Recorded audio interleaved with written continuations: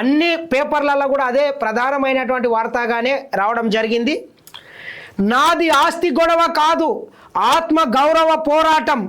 స్వరాష్ట్రంలో మొదటి బతుకమ్మ పండుగ నుంచే నా మీద ఆంక్షలు మొదలయ్యాయి. నాది ఆస్తి గొడవ కాదు, ఆత్మగౌరవ పోరాటం. తెలంగాణ రాష్ట్రం తెచ్చుకున్నదే, ముఖ్యంగా తెలంగాణ ప్రజలు ఆత్మగౌరవంతో బతుకుతలేరు. ఆంధ్ర వాళ్ళ పెత్తనం ఉంది. ఆంధ్ర పాలకుల పెత్తనం కింద 4.5 కోట్ల తెలంగాణ ప్రజలు తీవ్రమైనటువంటి ఇబ్బందులకు గురవుతున్నారు. అన్నిట్లా యాసల, భాషల, కట్టుల, బొట్టుల తెలంగాణ ప్రజల్ని చిన్న చూపు చూస్తున్నారు అనేటటువంటి దాని మీదనే తెలంగాణ ఉద్యమం రాజుకున్నది. కానీ తెలంగాణ రాష్ట్రం వచ్చిన తర్వాత 4.5 కోట్ల ప్రజల ఆకాంక్షలకు అనుగుణంగా కాకుండా కేవలం 2-3 ఆత్మగౌరవం కోసమే మొత్తం అందరి ఆత్మగౌరవాన్ని తాకట్టు పెట్టి వాళ్ళు పరిపాలన కొనసాగించారు. మరి సొంత బిడ్డనైనటువంటి నా మీద కూడా అనేకమైనటువంటి ఆరోపణలు చేసిండ్రు. స్వరాష్ట్రం ఏర్పడ్డ మళ్ళీ రోజు నుండే నా మీద కూడా కొంత అన్ని రకాలుగా ఇబ్బందులకు గురి చేసి ప్రయత్నం చేసిండ్రు. కానీ కొత్త రాష్ట్రం ఇబ్బంది పెట్టొద్దని చెప్పి సదురుకపోయే ప్రయత్నం చేసిన, అయినా కానీ రకరకాలుగా నా మీద ఇబ్బంది పెట్టిండ్రని ఆమె భావోద్వేగానికి అయితే గురి కావడం జరిగింది. నా 2 బిడ్డల మీద ప్రమాణం చేస్తున్నా, నాది ఆస్తుల పంచాయతీ కాదు, ముమ్మాటికి ఆత్మగౌరవ పంచాయతీనే. మా ఇంటి దేవుడైన లక్ష్మీ నరసింహస్వామి మీద నా 2 బిడ్డల మీద ప్రమాణం చేస్తున్నా. నాది ఆస్తులకు సంబంధించినటువంటి గొడవ కానే కాదు, ఇది ఆత్మ గౌరవానికి సంబంధించినటువంటి పోరాటం. మా ఇంటి దేవుడైనటువంటి యాదగిరి లక్ష్మీ నరసింహస్వామి మీద ఒట్టేసి చెప్తున్నా, నా 2 పిల్లల మీద ఒట్టేసి ప్రమాణం చేస్తున్నా. ఎట్టి పరిస్థితుల్లో నేను ఆస్తుల కోసం, అంతస్తుల కోసం ఆరాట పడతలేనైతే మరి మా అక్క చెప్పడం జరిగింది. ఏది ఏమైనా మా అక్క ఏడవడం నాకు కూడా కొంత బాధ అనిపించింది. ఏ రకంగా చూడొచ్చు రామ్లన్న, అసలు ఈ ఎపిసోడ్ మొత్తం ఎంటైర్ ఎపిసోడ్ నిజంగానే కవిత మీద వాళ్ళు చాలా రకాలుగా ఇబ్బంది పెట్టిండ్రు అనుకోవచ్చు. ఎందుకంటే చాలా భావోద్వేగానికి గురైంది ఆమె. నిన్నొక్కసారి మనం చూసే ప్రయత్నం చేద్దాం. అది చూసిన తర్వాత రామ్లన్న మాట్లాడతాడు ఒక్కసారి.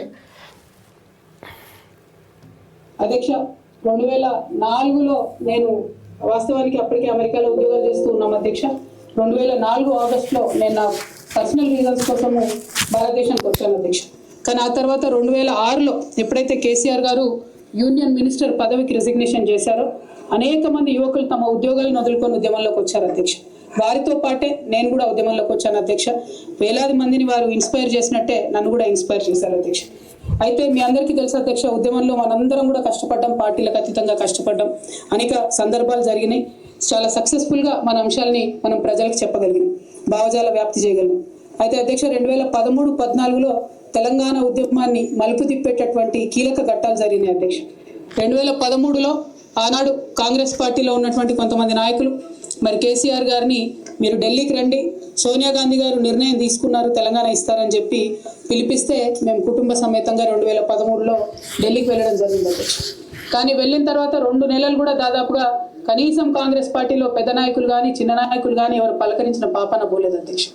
ఆనాడు ఈ ఘట్టం నేను ఈ హౌస్లో రికార్డ్ కావాలని చెప్తా ఉన్నా అధ్యక్ష. ఎందుకంటే ఇవాళ అనేక మంది తెలంగాణ ఉద్యమంతో సంబంధం ఉన్నవాళ్ళు, లేని వాళ్ళు, కొత్తగా రాజకీయాల్లోకి వస్తున్నటువంటి వాళ్ళు కూడా తెలంగాణ ఉద్యమంలో మీ పాత్ర ఏంటి అని మాట్లాడుతున్నటువంటి సందర్భంలో గల్లీలో కొట్లాడటమే కాదు, ఢిల్లీలో లాబింగ్ లో కూడా నా పాత్ర ఉందని చెప్పడానికే హౌస్ లో ఈ మాట చెప్తా ఉన్నాను అధ్యక్ష. అయితే 2013 అధ్యక్ష జూలై ఆగస్ట్ టైంలో మరి అక్కడే ఉన్నాము, ఎక్కడ కూడా కదలిక లేదు. అటువంటి సందర్భంలో ఆనాడు మేడం సోనియా గాంధీ గారు ఎవరైతే ఈ కీలకమైన నిర్ణయం తీసుకోవాలో వారికి సంబంధించి ముఖ్య అనుచరుడుగా ఆస్కర్ ఫెర్నాండెస్ గారు ఉండేవారు అధ్యక్ష. తమరందరికీ తెలిసి ఇప్పుడు లేరు వారు పెద్దవారు. వారితో నాకున్నటువంటి పరిచయాలతో వారికి కేసీఆర్ గారికి సపరేట్ గా ఇదంతా in the interest of the state formation అధ్యక్ష. ఆ తర్వాత సోనియా గాంధీ గారు ఇంటర్ఫియర్ అయ్యి ఒకటే రోజులో అధ్యక్ష 7 నుంచి 8 సార్లు కమ్యూనికేట్ అయ్యి మాట్లాడి ఆ తర్వాత తెలంగాణ సాధన అనేటటువంటి అంశం ముందుకెళ్ళింది అధ్యక్ష. ఆ విషయం తమరికి కూడా తెలుసు అధ్యక్ష. 2013 ఆగస్టు సెప్టెంబర్ నుంచి మొదలు పెడితే 2014లో తెలంగాణ బిల్లు పాస్ అయ్యేంత వరకు కూడా మనందరం కూడా నిప్పుల కుంపటి మీద కూర్చున్నాం అధ్యక్ష. ఏ క్షణంలో ఏ ఆంధ్ర లాబీస్లో వచ్చి చెడగొడతారో, ఏ క్షణంలో తెలంగాణ రాకుండా పోతుందో అని అందరం కూడా ఏమంటారు దీపక్ చుట్టూ చేయబెట్టినట్టు కాపాడుకున్నట్టు మనందరం కూడా ప్రయత్నం చేసినాం అధ్యక్ష. అందులో నా పాత్ర కూడా కొంత ఉంది అని చెప్పడానికే ఈ విషయాన్ని నేను చెప్తా ఉన్నాను అధ్యక్ష. ఆ తదనంతర పరిణామాల్లో 2 సభల్లో కూడా మరి తెలంగాణ బిల్లు పాస్ అయింది. తర్వాత అప్పుడు టీఆర్ఎస్ ఉన్నటువంటిది కాంగ్రెస్ లో మర్జ్ అవ్వాలనేటటువంటి ఒక పొలిటికల్ డెసిషన్ జరుగుతున్న సందర్భం అధ్యక్ష. అయితే మర్జ్ అవ్వలేదు అధ్యక్ష. మర్జ్ అవ్వకపోతే ఏమైంది, ఇండిపెండెంట్ గా టీఆర్ఎస్ ఇక్కడ పోటీ చేయాల్సిన పరిస్థితి వచ్చింది అధ్యక్ష. ఏ మహిళ అయినా కూడా ఒక కెరీర్ ఎంచుకునే ముందు, ఒక ఉద్యోగం చేసే ముందు తన కుటుంబం ఏంటి, కుటుంబ పరిస్థితి ఏంటి, రేపు ఉద్యోగం చేస్తే నా పిల్లలకు సమయం ఇవ్వగలుగుతానా, కుటుంబ వ్యవహారాలకు సమయం ఇవ్వగలుగుతానా అని ఆలోచించుకుంటారు అధ్యక్ష. నేను కూడా ఉద్యమంలోకి వచ్చే ముందు 3 నుంచి 4 నెలలు చాలా సుదీర్ఘంగా ఆలోచించి నా జీవిత భాగస్వామితో చర్చించిన తర్వాతనే నేను ఉద్యమంలోకి రావడం జరిగింది అధ్యక్ష. అయితే ఈ విషయం ఇప్పుడు ఎందుకు చెప్పాల్సి వస్తుందంటే అధ్యక్ష, నేను ఎప్పుడైనా కూడా మన తెలంగాణ నుంచి ఒక ఇంటర్నేషనల్ స్థాయి ఎన్జిఓ నడపాలనుకున్నాను అధ్యక్ష. నేను పాలిటిక్స్ లోకి వస్తానని అనుకోలేదు. కాకపోతే 2013-14లో ఎప్పుడైతే ఈ పరిణామాలు జరిగినాయో, టీఆర్ఎస్ పార్టీ ఒంటరిగా పోటీ చేయాల్సి వచ్చిందో అధ్యక్ష, ఆనాడు నాకు పార్టీ నుంచి వచ్చినటువంటి రిక్వెస్ట్ ఏంటంటే, నువ్వు నిజామాబాద్ లో చేసినటువంటి పనికి నేను నిజామాబాద్ లో దాదాపుగా ఇంటింటికి గుర్తుపడతారు కాబట్టి నువ్వు ఎంపీ టికెట్ తీసుకొని అక్కడ ఉంటే అందరు ఎమ్మెల్యేలు మనం గెలిచేటటువంటి ఆస్కారం ఉంటుంది కాబట్టి నువ్వు ఇక్కడ పోటీ చేయాలని ఆనాడు టీఆర్ఎస్ పార్టీ నాకు పిలిచి పార్లమెంట్ టికెట్ ఇచ్చింది అధ్యక్ష. నేను ఎప్పుడు కూడా వారిని అడుక్కొని టికెట్ తీసుకోలేదు అధ్యక్ష. ఆ నిజామాబాద్ ప్రజలు దాన్ని గౌరవించారు. 9కి 9 కంప్లీట్ గా నిజామాబాద్ లో ఎమ్మెల్యేని గెలిపించారు అధ్యక్ష. తద్వారా టీఆర్ఎస్ ఇండిపెండెంట్ గా ఆనాడు అధికారంలోకి వచ్చింది అధ్యక్ష. అందరం సంతోషపడ్డాం అధ్యక్ష. నేషనల్ పార్టీస్ మీద డిపెండ్ కాకుండా ఒక స్వీయ రాజకీయ అస్తిత్వం ఈ రాష్ట్రానికి ఉంటుందని చెప్పి టీఆర్ఎస్ పార్టీ అధికారంలోకి వస్తే తెలంగాణ ప్రజలకు మేలు జరుగుతుందని చెప్పి అందరం కూడా పనిచేసాం అధ్యక్ష, కష్టపడ్డాం. అదేవిధంగా మొదటిసారి పార్లమెంట్ లో ఉన్నటువంటి మనందరం కూడా మీకు తెలుసు అధ్యక్ష, ఇక్కడ కూడా చాలా మంది సహచరులు ఉన్నారు. చాలా చాలా అంశాల మీద, విభజన అంశాలు అన్నిటి మీద కూడా నిరంతరం పోరాటం చేసి అది హైకోర్టు సాధించుకోవడం కావచ్చు అధ్యక్ష, కాళేశ్వరం లాంటి పెద్ద ప్రాజెక్టులకు అనుమతులు సాధించుకోవడం కావచ్చు అధ్యక్ష, అనేక అంశాల మీద కొట్లాడి కూడా పనిచేసినాం అధ్యక్ష. అంటే ఈ అంశాలు చెప్పడంలో ఉద్దేశం ఏంటంటే అధ్యక్ష, కేవలం పదవులు కావాలి రాజకీయం కోసమే టీఆర్ఎస్ పార్టీలోకి నేను వెళ్ళలేదు అధ్యక్ష. ఆనాడు టీఆర్ఎస్ పార్టీకి అవసరం, తెలంగాణ ప్రజలకు అవసరం అని చెప్పినారు కాబట్టి వెళ్ళిన అధ్యక్ష. వెళ్ళిన తర్వాత కూడా నిజామాబాద్ పార్లమెంట్ లో ఉన్నటువంటి వారందరికీ తెలుసు అధ్యక్ష, ఒక 20 సంవత్సరాలు పెండింగ్ ఉండే అధ్యక్ష నిజామాబాద్ పెద్దపల్లి రైల్వే లైన్.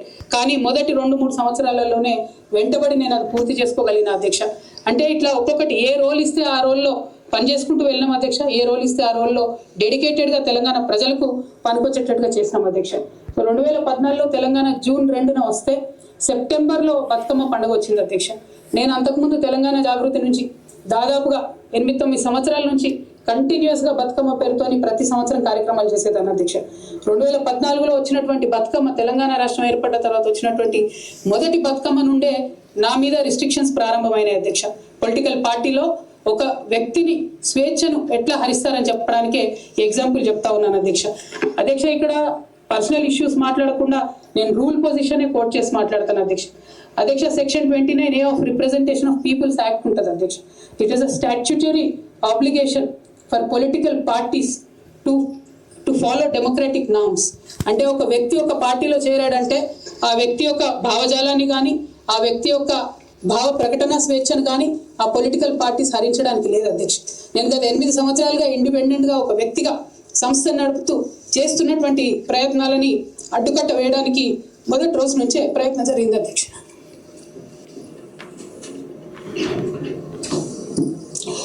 కానీ ఎక్కడ కూడా నేను తెలంగాణ బిడ్డలని, తెలంగాణ ప్రజల్ని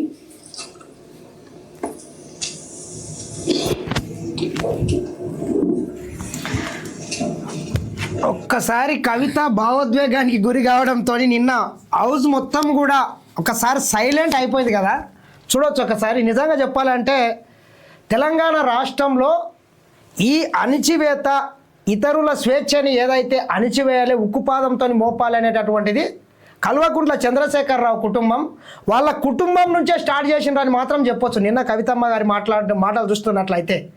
ఎందుకంటే నేను ఇందాక చెప్పినట్లే ఈ 4 తెలంగాణ ప్రజలు అవసరమైతే ఒక పూట ఉపాసం అని ఉంటారు కానీ ఆత్మగౌరవం మాత్రం చంపుకొని బతకరు. ఇక ఆత్మగౌరవం కానీ అంతకన్నా పెద్దది ఏముండవు తెలంగాణ ప్రజలకు. దానికోసం ఎందాకైనా కొట్లాడతారు. ఆత్మగౌరవం కోసమే సాయుధ రైతాంగ పోరాటాలు జరిగినాయి. నిజాం నవాబులకు రజాకర్లకు వ్యతిరేకంగా చాకలి ఐలమ్మ లాంటి వీర వనితలు పోరాడిండు. దొడ్డి కొమురయ్య, కొమరం భీము ఇట్లా చెప్పుకుంటూ పోతే కొన్ని వందల మంది ఆత్మగౌరవం కోసం తెలంగాణ ప్రజలు దేనికైనా వెనకాడరు. మరి కల్వకుంట్ల చంద్రశేఖరరావు ఈ తెలంగాణ రాష్ట్రం వచ్చిన తర్వాత నిజంగా చెప్పాలంటే 10 ఏళ్ళు కేవలం ఆ కుటుంబంలో ఉన్నటువంటి వ్యక్తులదే నడిచింది. కానీ ఆ తెలంగాణ రాష్ట్ర ప్రభుత్వంలో పనిచేసేటటువంటి మంత్రుల్ని ఎంత చీప్గా ట్రీట్ చేసిందంటే ఎవరికి ఏ స్వేచ్ఛ లేదు. వాళ్ళ పేరుకే ఒక ఎస్కాటు, ఒక కార్లు, గన్మెన్లు తప్పితే అంతకన్నా వాళ్ళు ఏం అనుభవించలేదు. ఏ చిన్న చెప్రాట్స్ పోస్టుని కూడా ట్రాన్స్ఫర్ చేయాలన్నా కల్వకుంట్ల చంద్రశేఖరరావు కుటుంబం కేసీఆర్, కేటీఆర్, హరీష్ రావు చేసే పరిస్థితి వచ్చింది. మనం చూసినాం. పాపం గతంలో ఆయన పెద్ద మనిషి హోమ్ మినిస్టర్గా పనిచేసేవాడు. ఆయన ఎంతసేపు కల్వకుంట్ల చంద్రశేఖరరావుకు దట్టీలు కట్టడం తప్పితే ఇంకొక రోజు ఆయన హోమ్ మినిస్టర్ పని చేసినట్లు ఎక్కడ కనవలేదు. అంటే అంత ఒక ఉన్నతమైనటువంటి పదవులలో కూడా అట్లా ఏం తెలియనటువంటి వ్యక్తుల్ని తీసుకొని వచ్చి అట్లా కూర్చోబెట్టి వాళ్ళ పనులను మొత్తం వీళ్ళే చేసి, అదేదో బొమ్మరిల్లు సినిమా ఉంటుంది కదా, బొమ్మరిల్లు పాదర్లాగా మొత్తం ఈయనన్నా చక్కగా చేసినంటే ఈయన ఫామ్ హౌస్లో అనుకున్నాలే, ఈయనకి ఎంత దోస్తే అంత చేయలే. ఇట్లుంటుందా? ఇంత దారుణంగా ఉంటుందా? మళ్ళీ పెద్ద మేము జాతిని ఉద్ధరిస్తాం, తెలంగాణను ఉద్ధరిస్తాం, పురాణ పురుషులం, మేము కేవలం ఈ రాష్ట్రాన్ని ఉద్ధరించడం కోసమే పుట్టినాం, సాగు నోట్లో తలకాయ పెట్టినాం, అన్నీ పెట్టిండొచ్చు, పర్వాలేదు. ఒక్కగానొక బిడ్డ కేసీఆర్ గారు నీ గారాల పట్టి అని చెప్పుకుంటావు. ఆమె ఈరోజు వచ్చి శాసన మండలిలో ఏడిసే పరిస్థితి వచ్చిందంటే మీరు ఎంత క్షోభకు గురి చేసి ఉంటారు ఆలోచన చేయండి. ఏ రకంగా చూడొచ్చు రామ్లాన్? అసలు ఎంత దౌర్భాగ్యం అసలు. దీన్ని బట్టి మనకు అర్థమవుతుంది ఏంటంటే, ఒకసారి లైవ్లోకి వచ్చినటువంటి మిత్రులు కూడా మీ సలహాలు సూచనలు ఏమన్నా ఉంటే ఈ ఇష్యూ మీద ఒకసారి కామెంట్ చేయండి. చెప్పండి. ఇప్పుడు కేసీఆర్ గారు ఎన్ని అబద్ధాలు చెప్పిండ్రు, ఏ రకంగా మాట్లాడిండు, ఏమేమి చెప్పిండు అనేటటువంటిది మనం ఇన్ని రోజులు చెప్తే నమ్మలే పబ్లిక్ కూడా. అవును, మనం ఇన్ని రోజులు చెప్తే నమ్మలే. కానీ సొంత కూతురు భావోద్వేగానికి గురయ్యి ఆమె ఏడుస్తూ చెప్తున్నదంటే, ఒక ఆడబిడ్డ ఏడుస్తున్నదంటే అబద్ధాలు చెప్పదు ఏడుచుకుంటా. ఎందుకంటే ఒక మన పార్టీ అంటే కాంగ్రెస్ పార్టీలో లేదు, లేకపోతే ఇంకో పార్టీ పెట్టలేదు. ఆమె మొత్తం వివిధ జిల్లాలు తిరుక్కుంటూ చెప్తున్నది. ఆ చెప్పేదేదో రాజకీయంగా చెప్తున్నది అనుకున్నాం. కాకపోతే శాసన మండలిలో అది రికార్డు ఆన్ రికార్డు చెప్తుందంటే ఎంత నిక్కచ్చిగా, ఎంత నీతి నిజాయితీగా ఆమె చెప్తుందో మన పబ్లిక్ అర్థం చేసుకోవాలి. ఎందుకంటే మనం చెప్పినప్పుడు కేసీఆర్ గారు తెలంగాణ ఉద్యమంలో నీళ్లు, నిధులు, నియామకాలు మాకు ఉద్యోగాలు కాదు మీకు ఉద్యోగాలు కావాలని చెప్పినప్పుడు మనం నిజం అనుకొని తెలంగాణ కోసం పోరాడి కష్టపడి ప్రాణత్యాగాలు చేసుకొని తెలంగాణను తెచ్చుకుంటే వాళ్ళ ఇంట్లో మాత్రం ఉద్యోగాలు వచ్చినాయి. కానీ ఉద్యోగాలు వచ్చినాయి, వాళ్ళ కూతురు కూడా సంతోషంగా ఉంది కదా, వాళ్ళతో పాటు అనుకున్నాం మనం ఇన్ని రోజులు. అందరూ అనుకున్నారు నాణ్యానికి ఇంకో వైపు. అదే అందరు ప్రతి ఒక్కరు నాణ్యానికి ఒక వైపు ఏమనుకున్నారంటే, కన్న కూతురు, కొడుకు, అల్లుడు, లేకపోతే ఇంకో చెమటరు మరదల కొడుక, లేకపోతే ఇంకెవరెవరో వీళ్ళు వాళ్ళంతా వాళ్ళ కుటుంబం బాగుంది అనుకున్నారు. కానీ సొంత ఇంటి ఆడవిళ్ళని కన్న కూతురుని కూడా కష్టాల పాలు చేసిండు, కష్టపెట్టిండు, హింసించిండు అనేటటువంటిది తెలంగాణ ప్రజలు గుర్తిరగాలి ఇప్పటికైనా. ఎందుకంటే శాసన మండలిలో ఆమె ఏడుస్తూ ఎక్కి ఏడుస్తూ ఆమె చెప్తుందంటే ఎంత భావోద్వేగం, ఎంత బాధతో చెప్తున్నదో పబ్లిక్ కూడా గుర్తెరగాలి. ఎందుకంటే ఇప్పుడు ఆమె చెప్తున్నది ఒక పాయింట్, నా పైన ఫస్ట్ నుంచి రెస్ట్రిక్షన్స్ జరిగినాయి, అంతే, నాకు అణచివేత అనేటటువంటి జరిగింది. నేను ఎప్పుడు ఏం చెప్పాలనో అదే చెప్పిండ్రు. అంటే ఆమె ఆర్టికల్ ఏదో 129 ఏదో సంథింగ్ చెప్తుంది, అది కూడా కనీసం స్వేచ్ఛ కూడా హరించిండ్రు అని చెప్తున్నది. అంటే ఎంత ఇది. ఆమె ఇంకో మాట చెప్తుంది, తెలంగాణ ఇస్తే కాంగ్రెస్ పార్టీలో మర్జీ చేస్తామని చెప్పినాము, మాట్లాడుకున్నాము లోపల. ఇప్పటికైనా తెలంగాణ ప్రజలు గమనించాలి, బీఆర్ఎస్ పార్టీ ఎంత కుయుక్తులు పన్నింది, ఎంత లోపాయి అంటే మనసులను ఏ రకంగా హింసిస్తుంది, ఏ రకంగా మాట్లాడుతుంది, ఎంత దొంగ మాటలు మాట్లాడుతుంది అనే దానికి ఇది ఒక్కటి ఉదాహరణ. కవిత మాట్లాడేటటువంటి సరే ఆమె ఇంకేమేమి చెప్తుందో చూడండి, మనం చెప్పడం కాదు. వాళ్ళను డిసప్పాయింట్ చేయదు కాబట్టి నవ్వుతూ పనిచేస్తూ వెళ్ళిపోయిన అధ్యక్ష ఇప్పుడు నా దగ్గరికి ఎప్పుడు పెద్దవాళ్ళు, పైరవికారులు, కాంట్రాక్టర్లు ఎవరు రాలేదు అధ్యక్ష. నేను ఎప్పుడు కూడా పేద ప్రజల మధ్యలోనే ఉండి పనిచేస్తున్నాను అధ్యక్ష. నా దగ్గరికి వచ్చినటువంటి బీడీ కార్మికులు కావచ్చు, బీడీ టేకేదారులు కావచ్చు, అంగన్వాడీ టీచర్లు కావచ్చు, ఆశా వర్కర్లు కావచ్చు, ఐకేపీ ఎంప్లాయీస్ కావచ్చు అధ్యక్ష, అదేవిధంగా జిహెచ్ఎంసీ కార్మికులు కావచ్చు అధ్యక్ష, టీచర్లు కావచ్చు అధ్యక్ష, నిరుద్యోగులు కావచ్చు, ఆడబిడ్డలు కావచ్చు, సింగరేణి ఉద్యోగులు కావచ్చు, కరెంట్ ఎంప్లాయీస్ కావచ్చు, ఎవరు వచ్చిన అధ్యక్ష నేను కాదనకుండా నాకు ఎంత వీలైతే అంత పనిచేసి పెట్టేటటువంటి ప్రయత్నం చేసిన అధ్యక్ష. అయినా సరే అధ్యక్ష, పార్టీ మౌత్ పీస్గా ఉండేటటువంటి పార్టీ పేపర్లు, పార్టీ ఛానళ్ళు ఏ ఒక్కరు కూడా ఎన్నడూ కూడా మద్దతు ఇవ్వలేదు అధ్యక్ష. అయినా సరే ధైర్యం వదులుకోకుండా ఎట్లా మద్దతు ఇస్తారు? నేను ప్రయత్నం చేస్తూనే వెళ్ళాను అధ్యక్ష. అధ్యక్ష, తెలంగాణ రాకముందు, బీఆర్ఎస్ ప్రభుత్వం ఏర్పడక ముందు ఒక మాట అనుకున్నాం అధ్యక్ష. కేసీఆర్ గారే పదే పదే ఈ మాట చెప్పారు.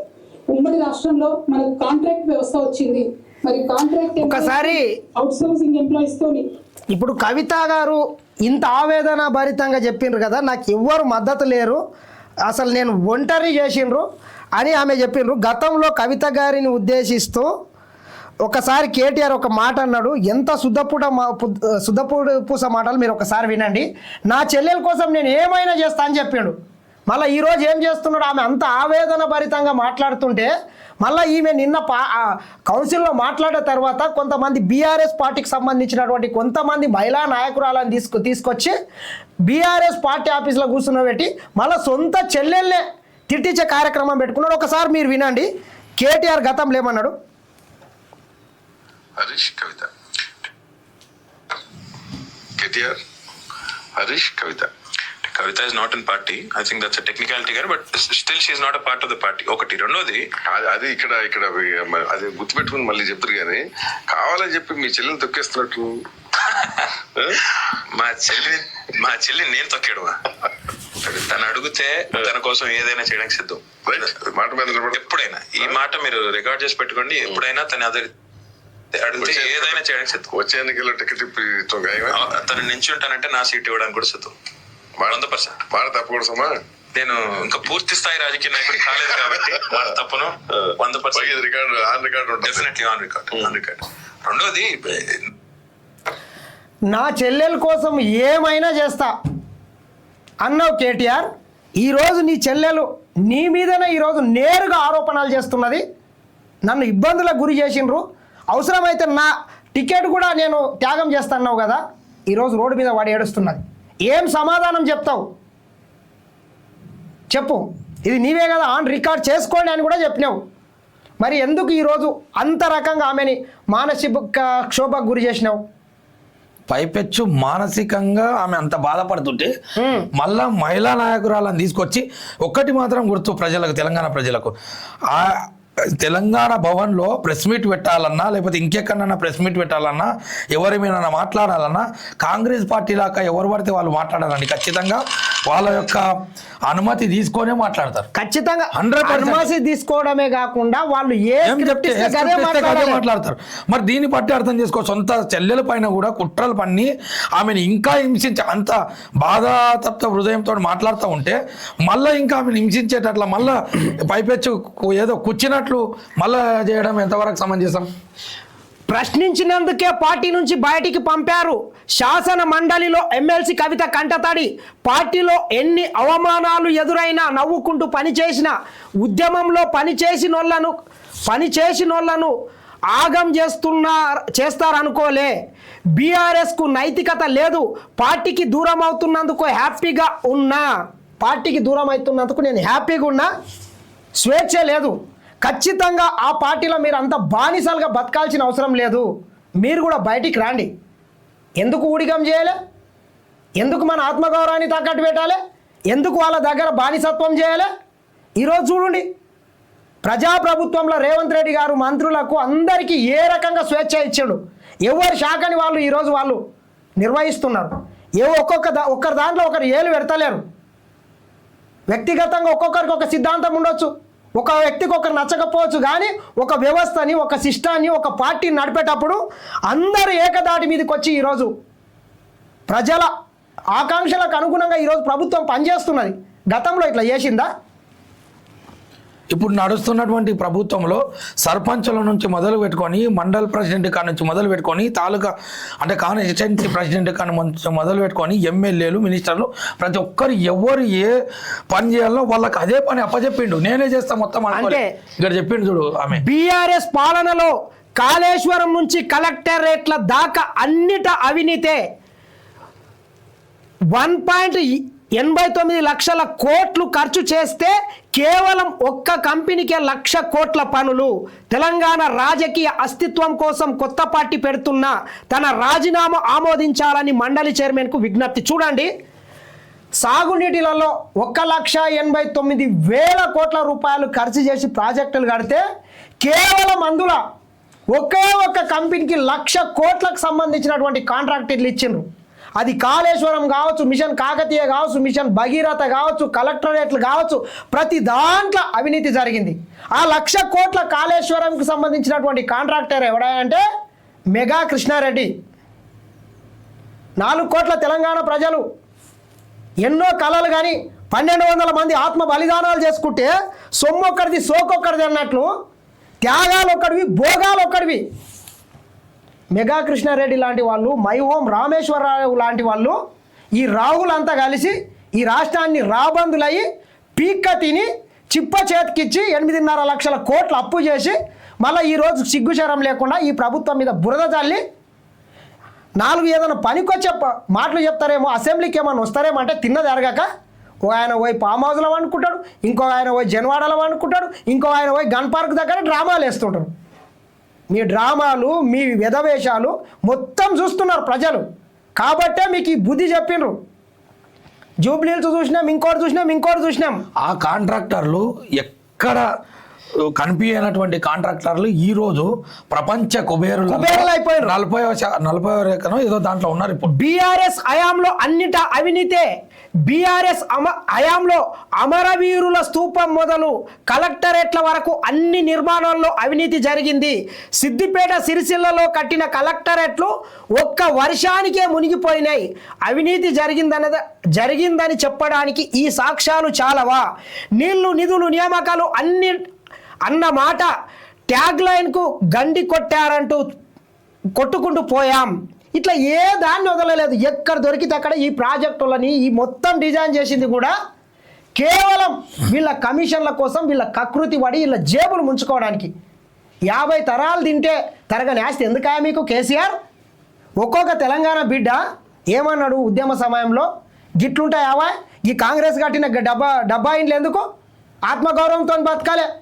అల్లుడు వస్తే ఆడుండాలి, గొర్రె పిల్లని ఆడగట్టుకోవాలి, బర్రె పిల్లని ఆడగట్టేసుకోవాలి, కోళ్ళని ఆడ పెంచుకోవాలి. ఇట్లా రకరకాల కళ్ళబోళ్ళు కబుర్లు చెప్పి కాబోయే తొలి తెలంగాణ రాష్ట్రంలో ప్రతి పేదోడు ఆత్మగౌరవంతో బతకడానికి డబుల్ బెడ్రూమ్లు కట్టిస్తా, 2 బెడ్రూమ్లు ఉంటాయి, ఒక హాల్ ఉంటుంది, ఒక కిచెన్ ఉంటుంది అని చెప్పి 10 ఏళ్ళు నాటకం చేసి ఎంతమందికి కట్టించినావు? నీకు, నీ కొడుకులు, నీ అల్లుళ్ళు విలాసవంతమైనటువంటి బంగ్లాలు. నీ ఉండడానికి ప్రగతి భవన్లో 100 గదులతోని విలాసవంతమైనటువంటి ఇల్లు 1 సంవత్సరం లోపు పూర్తి అవుతుంది. కానీ పేదవానికి 10 ఏళ్ళు అయితే చిన్న కొంప, 1 బెడ్రూమ్ కూడా కట్టించిన పాపాన అవ్వలేదు. మళ్ళీ ఈరోజు పెద్ద నీతులు నరకుమంటే ఇంత నరుకుతాడు. ఒక్క కంపెనీకే 1,00,000 కోట్లకు పైగా పనులంట. చూడండి ఎట్లున్నది. సాగునీటి ప్రాజెక్టులపై 1,89,000 కోట్లు ఖర్చు చేసి కొత్తగా 14 లక్షల ఎకరాలకు మాత్రమే నీళ్ళు ఇచ్చారు.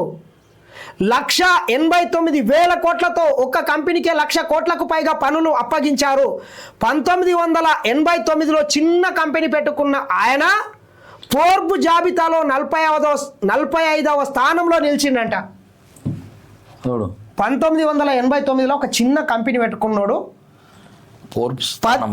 అక్కడ నుండి 20 ఏళ్ళు కూడా సాధారణంగా కాంట్రాక్టర్గా ఉండి 10 ఏళ్ళ 45వ స్థానం కుబేరులలో వచ్చిందంటే ఏ రకంగా దోసుకున్నారు చెప్పండి మిత్రులారా? ఎట్లుంటుంది? రాజుల సొమ్ము రాళ్ల పాలు అన్నట్లు ఇట్లా మొత్తం ప్రతి దాంట్లో దోసుకుంటూ పోయినరు. వ్యక్తిగా వెళ్తున్నా శక్తిగా తిరిగి వస్తా. ఏ రకంగా ఉంటుంది రామ్లన్న? అసలు కవిత పార్టీ పెట్టబోతున్నది, తెలంగాణ జాగృతి పేరు మీదనే ఆమె పార్టీ కూడా పెట్టబోతున్నది. మరి భవిష్యత్తు ఏ రకంగా ఉంటుంది? నేను అనుకుంటున్నా బీఆర్ఎస్ పార్టీ కన్నా కవిత పార్టీకే కొంత రేపు మెరుగు ఉంటుందని నాకు అనిపిస్తుంది. ఎందుకంటే వీళ్ళు మొత్తం అవినీతి పరులు. ఎందుకంటే ఆమె చెప్తా ఉంది కదా ఆల్రెడీ చేస్తూ ఇప్పుడు నీ ఇంట్లో వాళ్ళు నీ గురించి చెప్తే నాకు అర్థమవుతుంది, అవు నా గురించి నా ఇంట్లో వాళ్ళు నీకు చెప్తే అర్థమవుతుంది. అంతే. ఇప్పుడు ఎప్పుడు ఏదైనా మన ఊరు వాళ్ళు మన ఊరు పరిస్థితి వేరే ఊరిలో వాళ్ళకి చెప్తే అర్థమవుతుంది. అవును. కానీ వేరే ఊరిలో పరిస్థితి మనకు తెలియదు కదా. అట్లాగే ఆమె చెప్తా ఉంది బీఆర్ఎస్ పార్టీగా మారిస్తే కూడా ఆమె ఒక మాట అన్నదంట, వద్దన్నదే అంట. అరే మనం తెలంగాణలో ఏం వీకినామంటని చెప్పి జాతీయ స్థాయిలో వీక్తాము, దాన్ని బట్టి ఒకసారి అర్థం చేసుకుంటే ఆమె చెప్పింది వీకలేదు. గుండు సున్నా వచ్చింది ఎంపీ సీట్లలో. తెలంగాణ రాష్ట్రంలోనే గుండు సున్నా వచ్చినప్పుడు వేరే రాష్ట్రాలు అంటే దేశంలో ఏం పీక్కనికి పోతారు, దాన్ని బట్టి అర్థం వీకనప్పుడు ఆడేందుకు వీక్తామని చేసుకో. ఒక మాట అన్నావు అసలు ఎట్లుండబోతుంది ఈమె పార్టీ పెడితే అని. 100% కేసీఆర్ కంటే అంటే బీఆర్ఎస్ పార్టీ కంటే ఆమె పార్టీ పెడితే బీఆర్ఎస్ పార్టీకి ఎన్ని వస్తాయి, ఆమె కంటే వాళ్ళకంటే 2 ఎమ్మెల్యే సీట్లు ఎక్కువనే వస్తాయి కానీ వీళ్ళకి తక్కువ రావు.